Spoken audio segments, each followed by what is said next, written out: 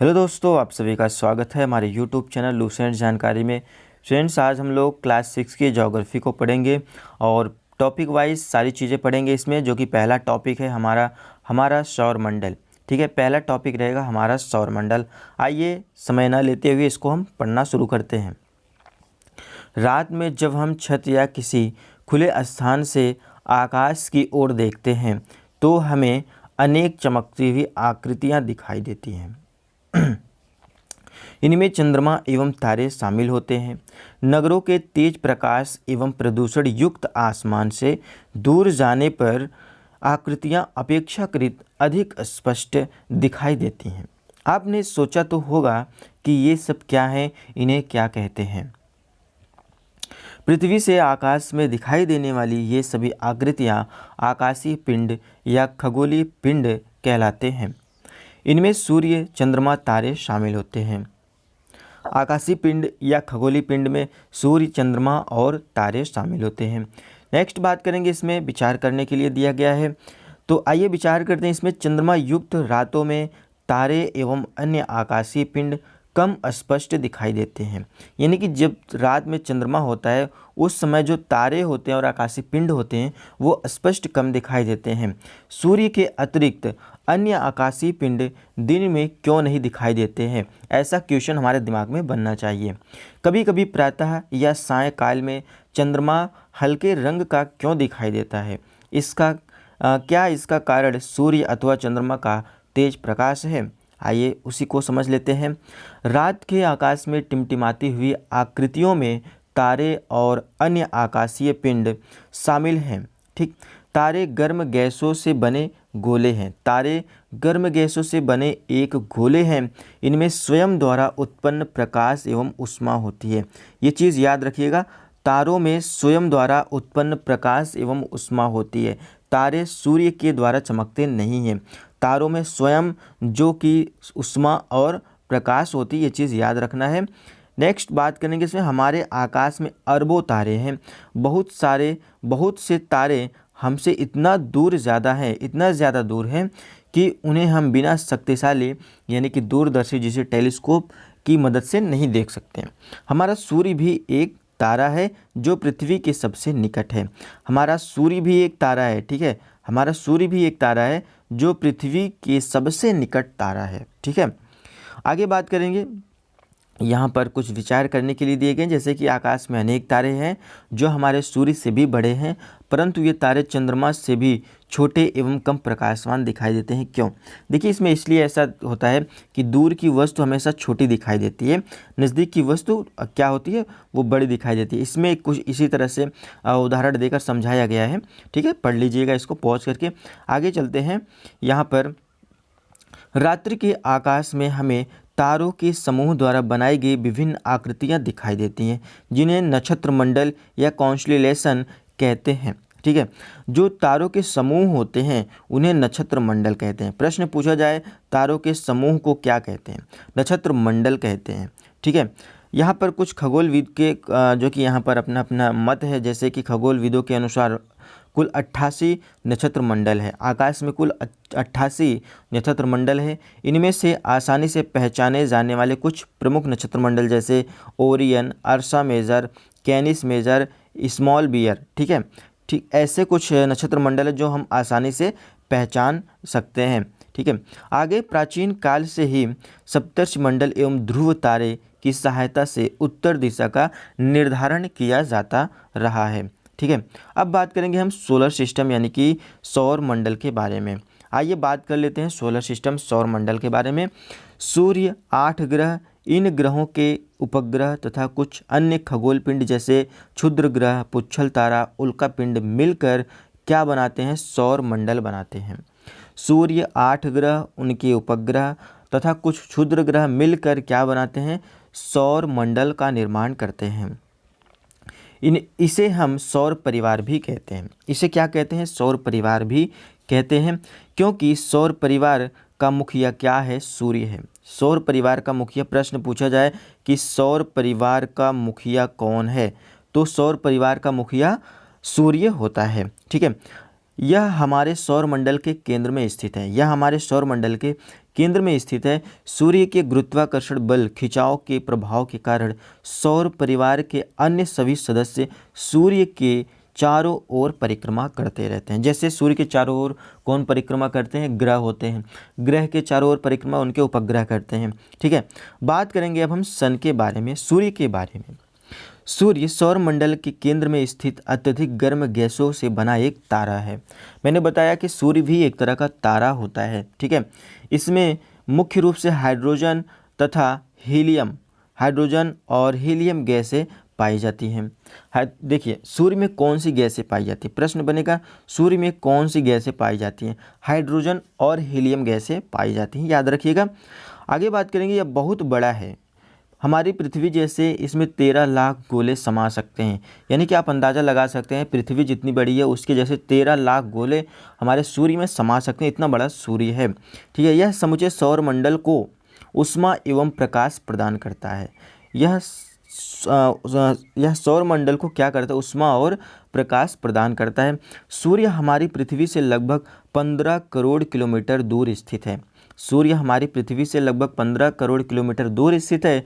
3 lakh kilometre प्रति second की चाल से सूर्य का प्रकाश 8 मिनट 19 सेकंड में सूर्य से पृथ्वी तक पहुंचता है। प्रश्न यह पूछा जाता है कि सूर्य का प्रकाश पृथ्वी तक पहुंचने में कितना समय लेता है? ठीक है, तो 8 मिनट, कहीं कहीं 16 सेकंड भी मिलेगा, या फिर कहीं कहीं 20 सेकंड भी मिलेगा, या कहीं कहीं 19 सेकंड भी मिल सकता है आपको।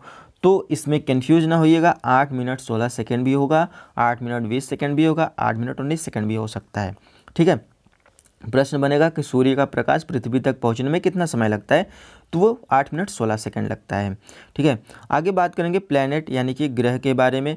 जो आकाशीय पिंड अपने तारे के चारों ओर निर्धारित कक्षा में चक्कर लगाते हैं उन्हें ग्रह कहते हैं। इनमें स्वयं का प्रकाश व ऊष्मा नहीं होती है। याद रखिएगा, प्लैनेट यानी कि ग्रह में स्वयं का प्रकाश एवं ऊष्मा नहीं होती है। ठीक है, तो अब प्रश्न बनेगा कि वो किसकी मदद से चमकते हैं? तो वो सूर्य की मदद से चमकते हैं। सूर्य की मदद से चमकते हैं। ठीक है, ये अपने तारे के प्रकाश से ही प्रकाशित होते हैं। जैसे हमारी पृथ्वी सूर्य के चारों ओर चक्कर लगाती है। किसी आकाशीय पिंड के ग्रह होने के लिए उनका आकार इतना बड़ा होना चाहिए कि गुरुत्वाकर्षण बल के प्रभाव से इनकी आकृति गोल या लगभग गोल हो तथा ये किसी अन्य ग्रह की कक्षा को न काटते हों। ठीक है, ग्रह की एक विशेषता होती है, किसी अन्य ग्रह की कक्षा को ना काटते हों, उसमें गुरुत्वाकर्षण बल होना चाहिए। ठीक है, और वह सूर्य के चारों ओर चक्कर लगाना चाहिए। ये हमारे प्लैनेट की विशेषता होती है। आइए बात करते हैं हमारे सौरमंडल में टोटल कितने प्लैनेट हैं, कितने ग्रह हैं। हमारे सौरमंडल में कुल 8 ग्रह हैं। कितने हैं? टोटल 8 ग्रह हैं।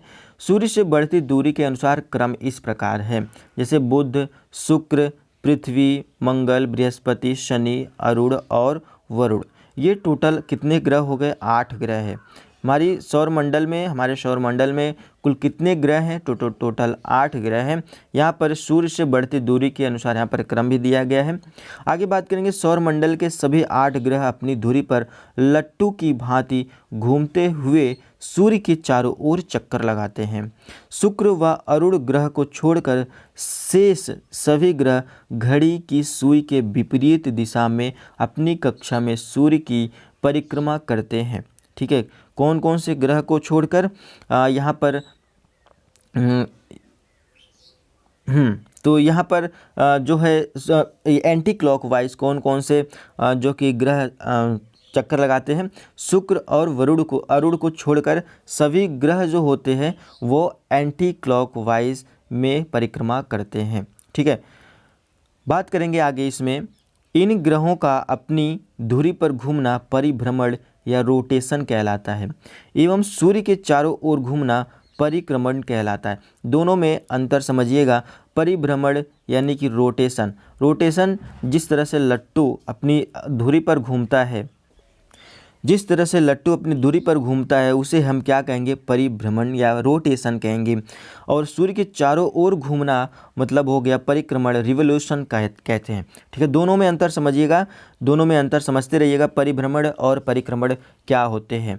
अब हम बात करेंगे प्लैनेट यानी कि पृथ्वी के बारे में बात करने वाले हैं। अभी तो मैंने देखा कि प्लैनेट की विशेषता क्या होती है, ग्रह की विशेषता क्या होती है, ठीक है। अब बात करने वाले हैं पृथ्वी के बारे में, ठीक है। तो आइए रीड करते हैं। सूर्य से दूरी के क्रम में पृथ्वी तीसरा ग्रह है। सूर्य से दूरी के क्रम में पृथ्वी तीसरा ग्रह है। प्रश्न मेरा यहाँ पर यह बनता है कि सूर्य से क्रम में पृथ्वी से पहले या पृथ्वी के पहले दो ग्रह कौन से हैं? कमेंट बॉक्स में कमेंट करके मुझे ज़रूर बताइएगा। आगे इसमें है आकार में यह पांचवा सबसे बड़ा ग्रह है। आकार में यह पांचवा सबसे बड़ा ग्रह है। हमारी पृथ्वी लगभग गोल आकार की है। यह ध्रुवों पर थोड़ी चपटी तथा मध्य में थोड़ी उभरी हुई है, इसलिए इसके आकार को भू-आब या जियोड कहा जाता है, ठीक है। इसके आकार को जियोड या भू-आब कहा जाता है। ऐसा अनुमान लगाया जाता है कि जीवन के लिए अनुकूल परिस्थितियां संभवतः केवल पृथ्वी पर पाई जाती हैं। यहाँ पर इसका मतलब यह हुआ कि जीवन केवल पृथ्वी पर ही संभव है, बाकी अदर प्लेनेट पर नहीं, क्योंकि कहीं पर अगर वायु है तो वहाँ पर पानी नहीं है, तो बहुत सारी समस्याएं हैं, जबकि पृथ्वी पर जीवन के लिए सारी अनुकूल परिस्थितियाँ पाई जाती हैं। इसलिए इसे हरित गृह या ग्रीन प्लेनेट भी कहा जाता है। याद रखिएगा, ग्रीन प्लेनेट किसे कहा जाता है? हरित गृह किस ग्रह को बोला जाता है? तो वो पृथ्वी को बोला जाता है, ठीक है। आगे बात करेंगे इसमें पृथ्वी पर जल की अधिकता के कारण यह अंतरिक्ष से देखने पर नीले रंग की दिखाई देती है, इसलिए इसे ब्लू प्लेनेट यानी कि नीला ग्रह भी कहते हैं। यहाँ पर दो कॉमन हमें मिला, ठीक।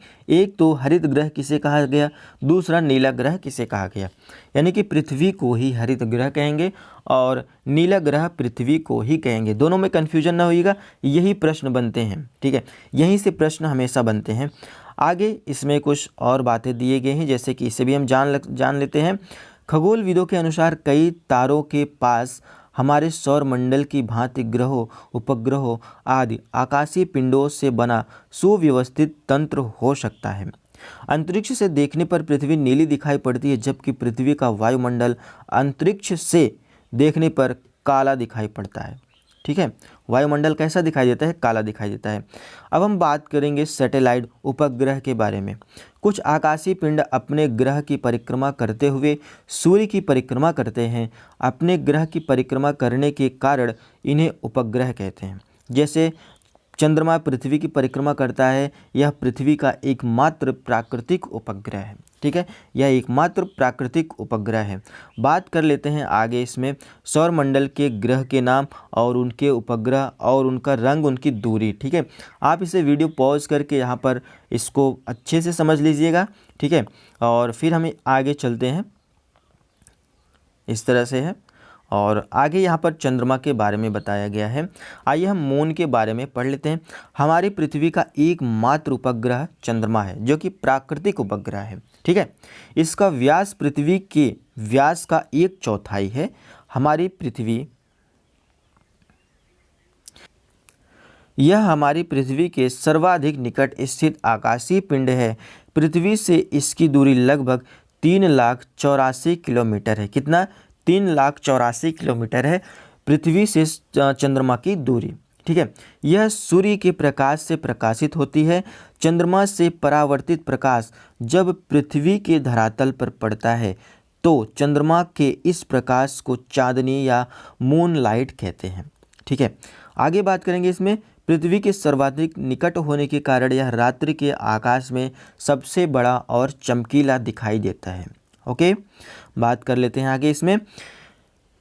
शुक्र और एवं यूरेनस को छोड़कर सभी ग्रह घड़ी की सुई के विपरीत दिशा में परिभ्रमण एवं परिक्रमण करते हैं।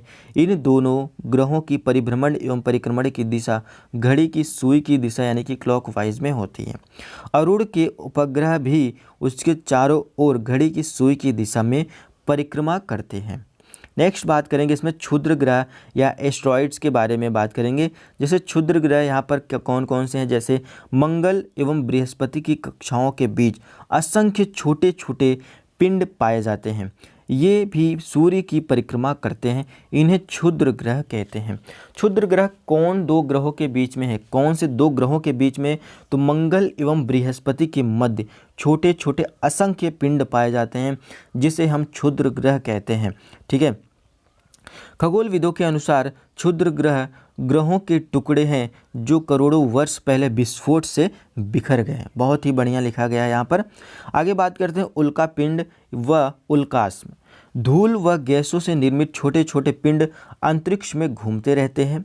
जब ये पिंड घूमते घूमते पृथ्वी की वायुमंडल में प्रवेश करते हैं तो घर्षण के कारण ये जलने लगते हैं तथा तेजी से पृथ्वी की ओर बढ़ते हैं।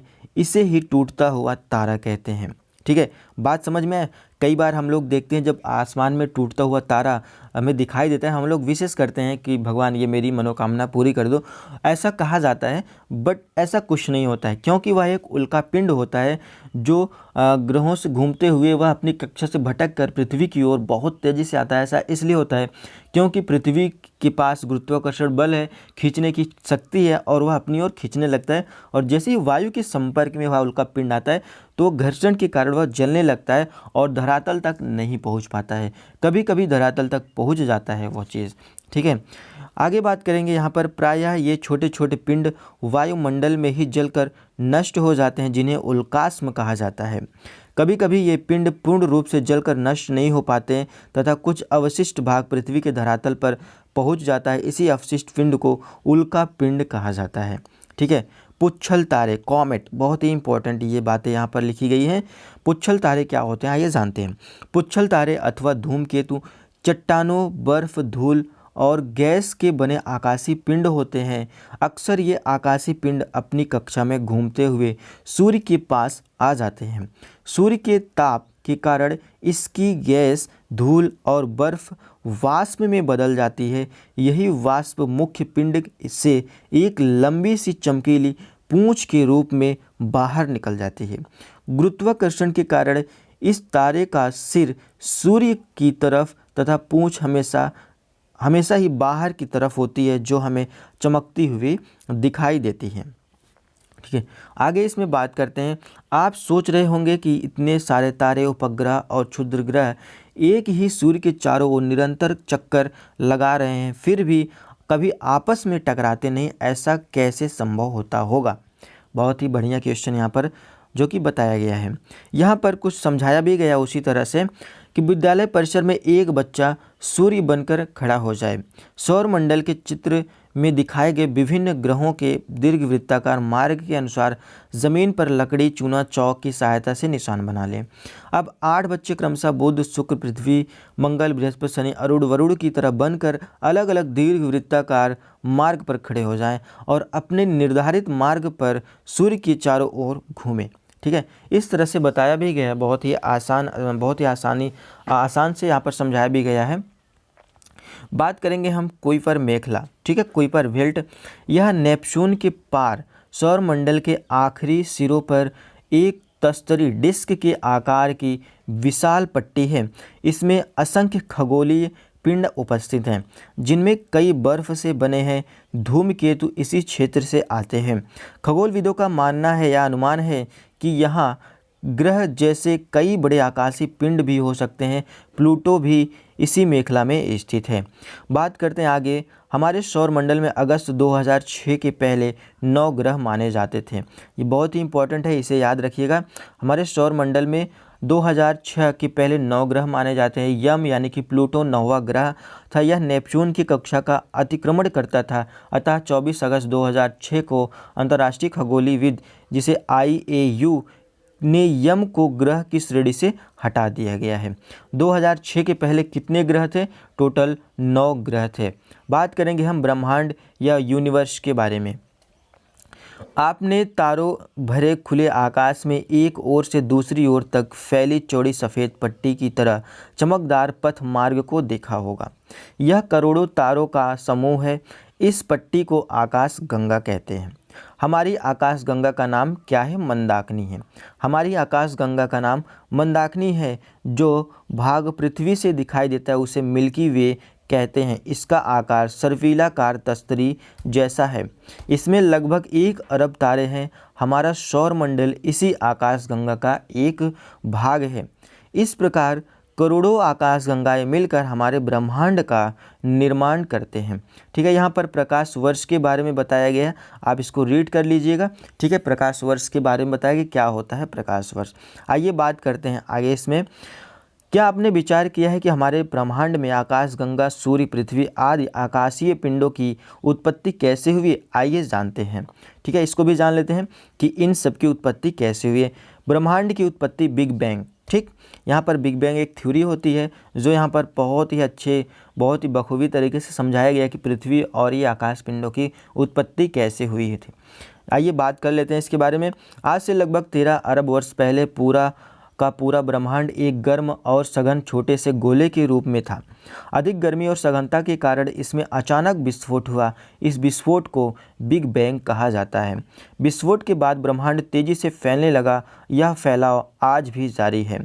बिग बैंग की घटना कुछ करोड़ों वर्ष बाद तारों और आकाशगंगाओं का निर्माण होने लगा। वास्तव में आकाशगंगा का निर्माण हाइड्रोजन, हीलियम गैसों तथा धूल कणों से बना विशाल बादल के इकट्ठा होने से हुआ है। आकाशगंगा को बनाने वाले इन बादलों को निहारिका या नेबुला कहते हैं। गुरुत्वाकर्षण के प्रभाव के कारण इन बादलों से गैसीय पिंड बने, जिससे तारों का निर्माण प्रारंभ हुआ। आकाशगंगा के केंद्र में एक विशाल ब्लैक होल है जो गुरुत्व के केंद्र का कार्य करता है। इसके कारण आकाशगंगा का अस्थायित्व बना रहता है। यहाँ पर आप देख सकते हैं, इसमें कुछ इस तरह से फिगर दिया गया है, मंदाकिनी ब्रह्मांड, मंदाकिनी और सौरमंडल। ठीक है, तो आइए इसको आप जो है रीड कर लीजिएगा, अच्छे से चित्र को भी समझ लीजिएगा। आइए बात करते हैं आगे इसमें। हमारा सूर्य अपनी आकाशगंगा में लगभग 100 अरब तारों में से एक तारा है। आज से लगभग 5 अरब वर्ष पूर्व मंदाकिनी आकाशगंगा की बाहरी भुजा में हमारे तारे सूर्य का जन्म हुआ। सूर्य अपने जन्म से ही आकाशगंगा के केंद्र में परिक्रमा कर रहा है। वर्तमान में यह आकाशगंगा के बीच की भुजा में स्थित है। सूर्य की उत्पत्ति के कुछ समय बाद उसके चारों ओर छोटे छोटे आकाशीय पिंडों और गैसीय बादलों का संचयन होने लगा। इस संचयन के परिणाम स्वरूप ग्रहों, उपग्रहों, क्षुद्र ग्रह, पुच्छल तारे आदि का निर्माण होने लगा।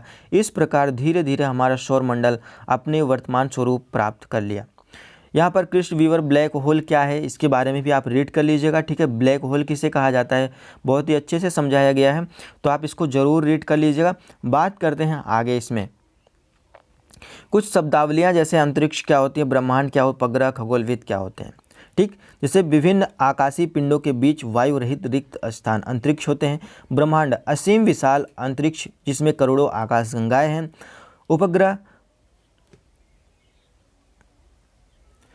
उपग्रह मतलब वह आकाशीय पिंड जो ग्रह की परिक्रमा करते हुए सूर्य या तारा की परिक्रमा पूरी करता है। खगोलविद वे वैज्ञानिक जो ब्रह्मांड के विषय में जानकारी प्राप्त करते हैं। यहाँ पर कुछ यहाँ पर प्रश्न दिए गए हैं, क्वेश्चन दिए गए हैं, और इस क्वेश्चन को पढ़िएगा और समझिएगा कि आकाशीय पिंड से आप क्या समझते हैं, इसके बारे में आप मनन करिएगा। ग्रह और उपग्रह में अंतर क्या है इसके भी बारे में सोचिएगा। कुइपर बेल्ट क्या है, निहारिका किसे कहते हैं। ठीक है, इन सारी चीज़ों को आप एक बार पढ़िएगा ज़रूर। यहाँ पर जोड़े बनाइएगा। ठीक, यहाँ पर रिक्त स्थान है, इसको भी भर लीजिएगा। और आज के लिए दोस्तों बस इतना ही, बाकी मिलते हैं नेक्स्ट चैप्टर में। नेक्स्ट चैप्टर हम लोगों का रहेगा